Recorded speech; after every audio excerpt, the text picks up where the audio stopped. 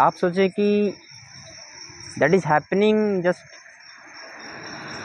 Because I want to realise something. No, that is happening because the destiny is there, your destiny is there to realise something. तो मैं थोड़ा सा केतु की बात कर रहा था, थोड़ा सा ज़रा सा मेरे को नॉलेज है, मैं ज़्यादा तो नहीं मानता, थोड़ा सा मेरे को नॉलेज है ज्योतिष का। तो उसके बेसिस पर मैंने जो ऑब्जर्व किया कि जो केतु की दशा है वो बहुत ही महत्वपूर्ण है। केतु की दशा कुछ लोगों के लिए बड़ी अगन से बड़ी ख़राब गुजरती है, कुछ लोग के लिए बड़ी ही अच्छी गुजरती है, ऐसा परसेप्शन है। बट ऐसा परसेप्शन है कैसे? वही तो मैंने पहले कहा था कि ना कोई चीज़ ख़राब है ना कोई चीज़ अच्छी है, तो फिर गड़बड़ कहाँ हो गया? तो बात ये है कि ना कोई चीज़ ख़राब है ना कोई चीज़ अच्छी है। तो बात ये है कि अगर आप सांसारिक दृष्टि से देखें, सांसारिक दृष्टि से, तो केतु की दशा अच्छी नहीं है उसके लिए, क्योंकि आपको वहाँ पर वो सेल्फ रियलाइजेशन कराएगा। रियलिटी में हो क्या रहा है वो रियलाइज़ कराएगा, जिससे आप क्या होंगे, आपको बेसिकली सेपरेशन स्टार्ट होगा फ्रॉम मटेरियलिस्टिक वर्ल्ड। तो अगर आप सांसारिक दृष्टि से सोच रहे हैं तो वो आपको जो है सेपरेशन जब कराएगा तो आपको बड़ी पीड़ा होगी। लेकिन अब अगर आप थोड़ा सा भी आध्यात्मिक दृष्टि से देखें तो बात ये होगी कि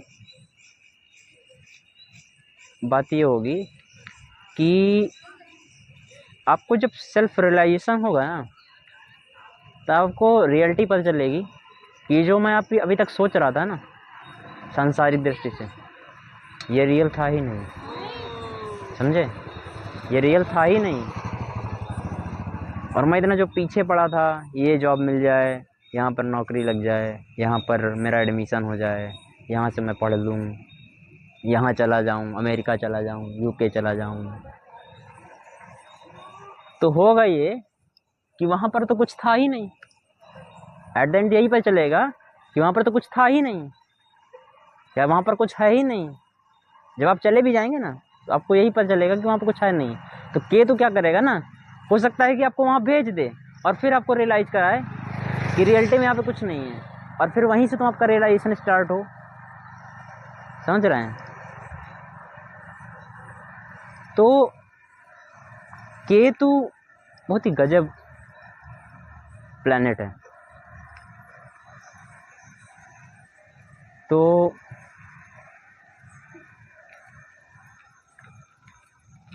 यही सब है। मतलब कभी कभी ना लोगों को देख करके दया आती है कि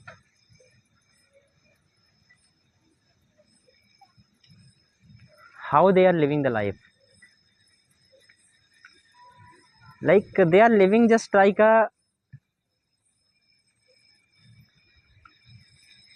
I can say, yeah, animals. They are living just like animals, and even animals are living much better life than human.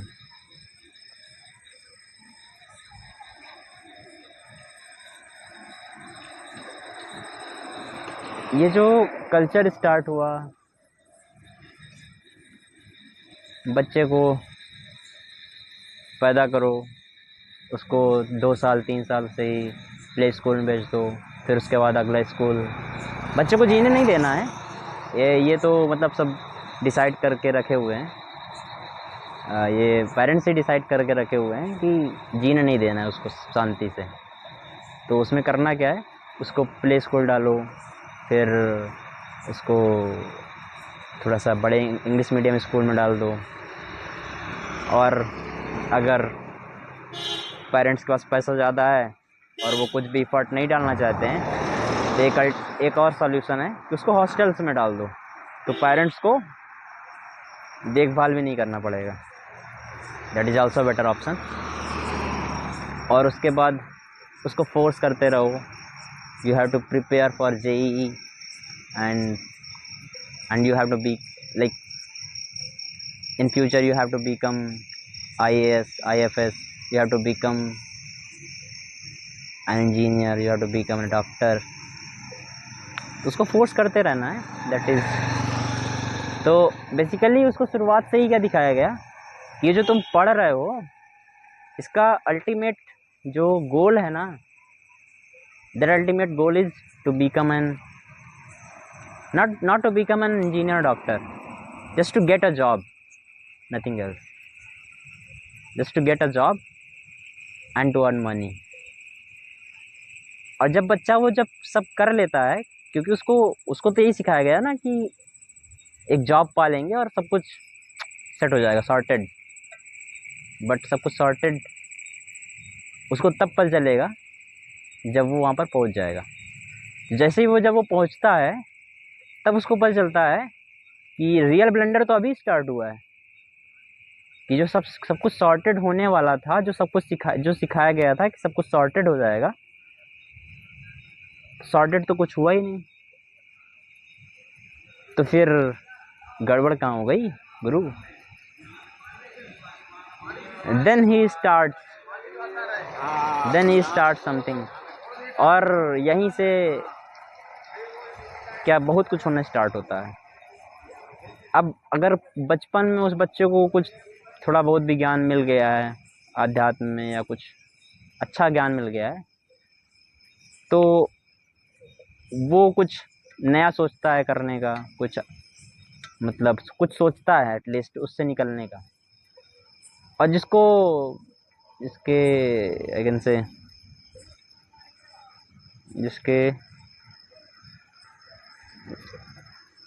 What I can say कि जिसके माता पिता ने बस उसको मूर्ख ही बनाया है छोटे से,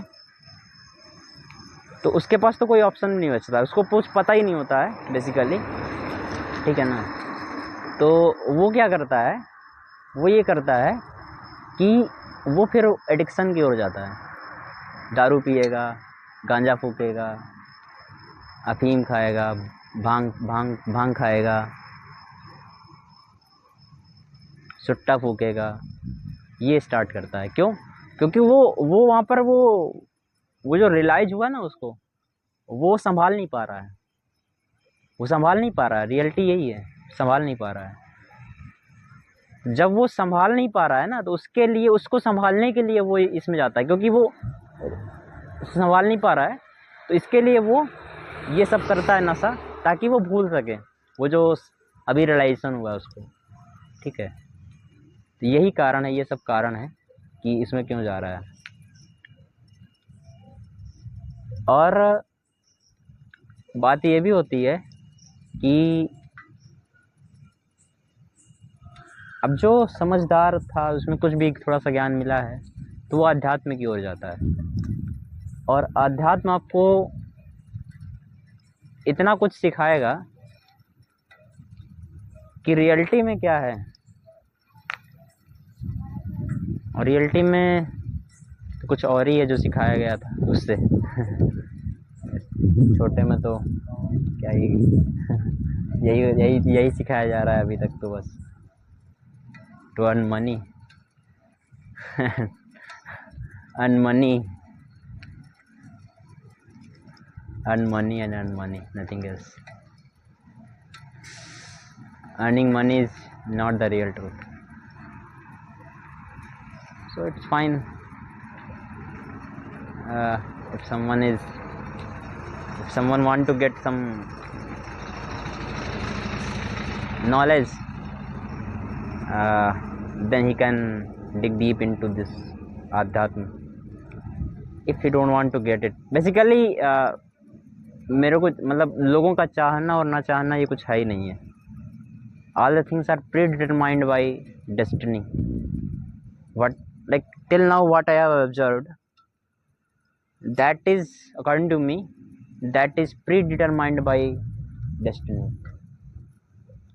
Why? Basically आपको रियलाइज